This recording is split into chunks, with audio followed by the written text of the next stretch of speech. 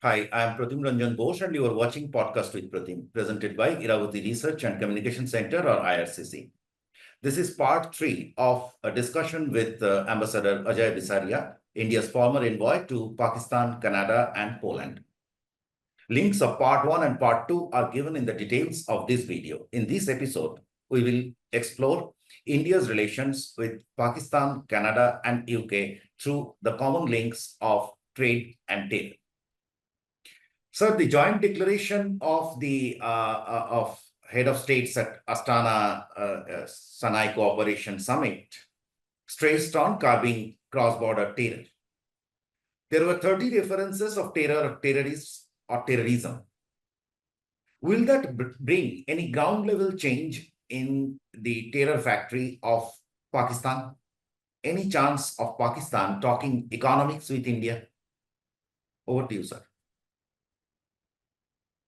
The Shanghai Cooperation Organization and its anti-terrorism structure, RATS, which is the regional anti-terrorism structure, is an important contribution to get the conversation going on counter-terrorism efforts, including with the Central Asians.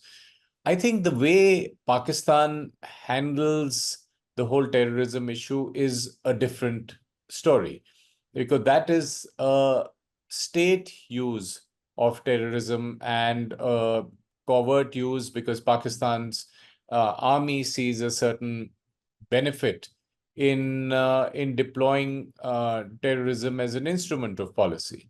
So I don't think all these declarations at the SCO and other fora where Pakistan will sign on to because it would be part of the rhetoric, will make a big difference to Pakistan's own policy, which is a covert policy of deploying terrorism. Yes, certainly to an extent, it draws the international focus on this issue, which is a good thing, and puts some kind of pressure on Pakistan. But I would say the effect is marginal. And if and when Pakistan's deep state sees merit in deploying with deniability, with plausible deniability in its view, but implausible deniability for the rest of the world, when it deploys that terrorism, it is not really affected by global statements against it, except that the pushback by its neighbors where it deploys terrorism is something that Pakistan takes cognizance of. It's almost a terror industry over there. There's an economics out of it. So that's right. So sorry, your second question was on trade, and that's a separate issue. But if you see the example of what has happened in the last 1 month, I think that tells the story of what's happening in Pakistan. So when Modi 3.0 is sworn in, before that, there were multiple statements coming out of Pakistan, including from the Deputy PM and others, saying that there is merit in doing trade with India. So this was a balloon that the civilian leaders seem to be floating. There were positive statements by Nawaz Sharif. There were positive remarks by Shahbaz Sharif.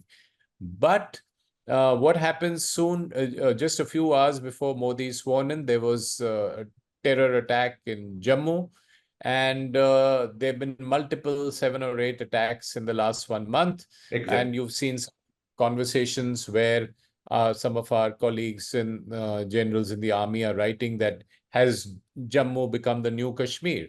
Exactly. Because the counter-infiltration, counter-terrorism grid is very effective in the Kashmir Valley, where Pakistan would ideally like to create trouble before the Jammu and Kashmir elections in September.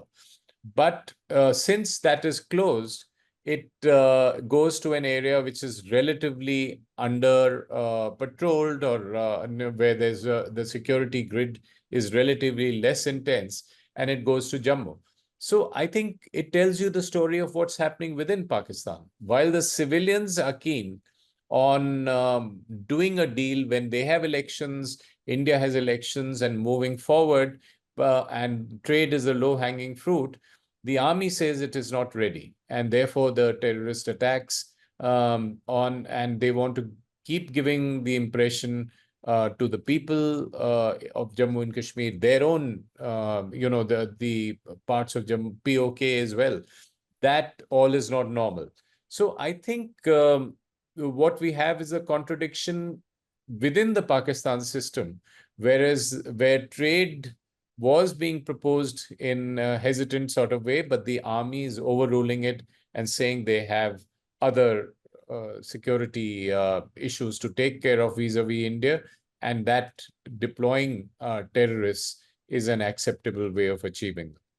So that same story, Musharraf coming here and talking economics, and after that, there will be something. Absolutely. So, this is a political risk of dialogue with Pakistan from the point of view of India's political leadership, that you have a conversation and then immediately there is a attack. Now, having said that, I feel that there is a case for calibrated engagement, selective engagement, but with the Pakistan army, India should have a line open either covertly or behind the scenes or overtly with the Pakistan army, because they are the decision makers. So it is important to have a conversation with the army. And even if the civilians are initiating the conversation, it's important to check and triangulate it with the army that it's on board in having a positive conversation with India. So let's move to Canada, another country you know very well. Canada was known for giving safe house to terrorists for pretty long. We had a terrible incident over there, Kanishka accident. Now, they have given safe house to Indian terrorists, Bangladeshi killers, etc. Justin Trudeau has taken it to a new high. And so much so that for the sake of domestic politics, they sacrificed a relationship with India, almost, or put at stake. Not sacrifice, but definitely put it at stake. Now, do you foresee any change in Canada's immigrant-driven domestic politics? Trudeau's Liberal Party has lost a by-election in Toronto. Does that signify anything? They have an election due in 2025. And even if, assuming that there is a change of power, do you foresee any change in their stance? And should it help our cause? So I think there are several parts of your question. But if you start with the issue of the irritant of separatist Khalistani extremism, as you're saying, it's been with us for 4 decades. And this is a reality. It is, in fact, today a lot of noise. It doesn't have, as you know, any traction in India, in Punjab, and it has very little traction in even among the diaspora in all the countries where these noises emanate from, whether it's Canada or US or UK. But there is a noisy minority which manages to create a lot of noise around this. So even in Canada, it is a microscopic minority of radicals. The only thing is that they, abuse the Canadian system, which gives them space to make their point and make their point very noisily. And what they do is that they also exploit that system to send from their ecosystem people who get an influence on the Canadian political system. So as you're saying, currently in Canada, the junior partner of the ruling coalition is a party called the NDP, run by Jagmeet Singh. And that seems to be a party which is sympathetic to some of these radical elements, and that influences the politics. But having said that, the India-Canada relationship has a lot of positives at this point of time. There is a larger geopolitical alignment because Canada's Indo-Pacific strategy goes further than any other Western Indo-Pacific strategy. It calls India a critical partner. It calls China a disruptive power. The business-to-business relationship is very strong between, and there's huge investment by Canadian firms. And the diaspora is by and large very strong and very interconnected with India. So if you see the relationship in three buckets of government to government, business to business, and people to people, the business to business and people to people relationship is going on splendidly. It's only at the government to government relationship level where the statements coming from the political class in Canada create a kind of bad blood and ill will, and it becomes hard for India to deal with a Canadian leadership which seems to sympathize with such elements and give a lot of space to the radicalism against India. And I would compare it with the way it is handled in the US, in the UK, where this is seen as a serious security issue, and the security experts deal with it, rather than escalating it all the time to the political level, leading to a lot of avoidable noise about an issue which should really be a security issue handled at the level of security professionals. That is the problem, where the parliament mourned the death of Niger. That is where the problem is coming. A lot of false imagery is being created at the wrong time also. Indira Gandhi's death anniversary, and then you bring out a tableau, this kind of stuff.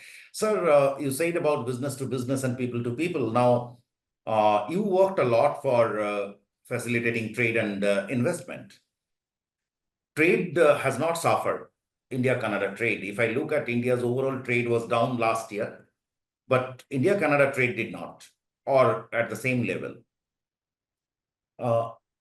What about the investment side? Canada had a lot of Canadian pension funds were a big investor in India, and they have to, because we offer the good returns. They also took a lot of exposure in Indian startups. So what happened to that? Any idea? So that's going on splendidly. The investment by Canadian investment firms like Brookfield, Fairfax, and the pension funds. There are several Canadian pension funds like CPPIB, OMERS, and CDPQ. All of them have huge exposures in India and plan to increase it. So, right now we have about $80 to $100 billion of investment in India or in the pipeline. This is expected to double in the next couple of years. So there is a lot of confidence in the Indian system. There's an experience of over a decade for these funds and these firms to invest in India. And they are very much part of the India growth story. They're investing in infrastructure, in real estate, in logistics. And as you're saying, even in the tech sector, they're investing in the Indian unicorns and Indian startups. So I think this is the positive part of the India-Canada story. And relative to this, the noise by a few extremists is something that is not going to, derail any of this or threaten any of this. But that also is an issue to be addressed. But overall, the business corridor is working well. The immigration corridor is working well. Indians love to immigrate to Canada, take permanent residency there, and work there. And so much of the economic corridor is also insulated from all the political developments. But so hopefully we will be able to overcome them in the next year or so. But sir, it has been an year or so since the diplomatic spat began and the pulling out of diplomats, etc. So I mean, finally, if the government to government relationship is bad, then it will impact somewhere the business. Okay. Or should impact. Well, the good news is that both governments are keen that their SAR relationship doesn't affect the business relationship.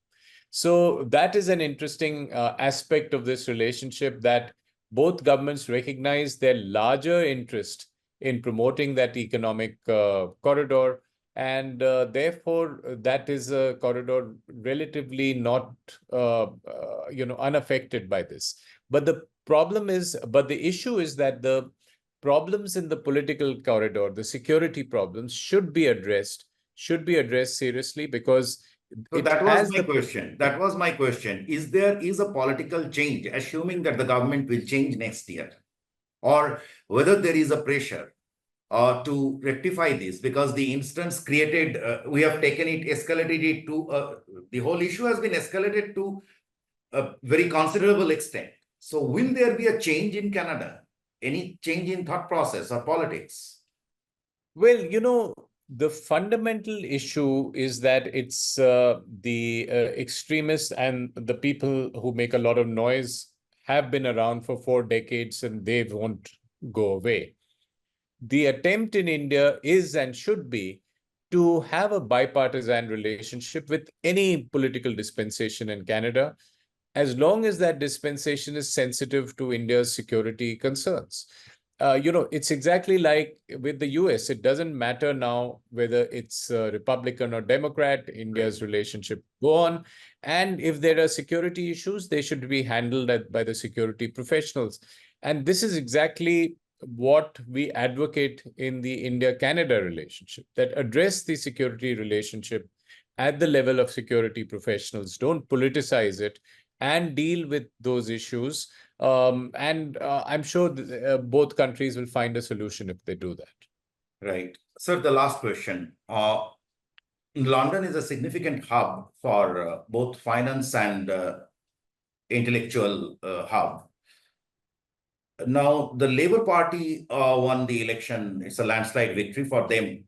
And the Labour, one side of the story is that the Prime Minister said that he will escalate the India-UK FTA issue. At the same time, Labour MPs, several Labour MPs are known to have, they made remarks, they are known to be soft to Khalistanis. Now, the question is, how will this reflect? To us, everything is a problem. Whether this will bolster this Khalistanis in Canada, or there will be some elements will get some more oxygen over in India, whatever. Over to you, sir. I think that is an issue that we face in all relationships, and we shouldn't be too worried about it. There will be a change of government. Some governments will have a little more emphasis on this or that issue. But the big picture is that Labour will be as interested in prioritizing the India relationship. We also should make a distinction between what governments do and what parliaments do from Western democracies. Because, it's often that Parliament will have some elements, including from diaspora communities who have radical views, and that's fine. We will have to find ways of dealing with them, and we need to make the distinction. And I think most of the time, the governments will see the merit of dealing with an rising India, with India as a partner, which India is a major economic power.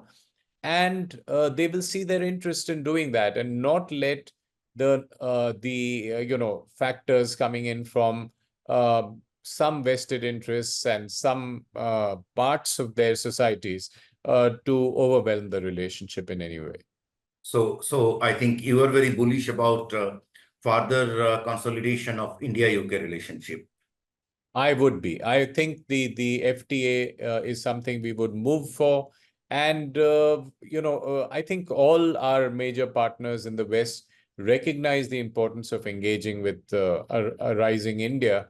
And I think that will iron out the few differences that we have. Thank you so much. It was Thank you. very nice that you gave me so much of time. Thank you so much.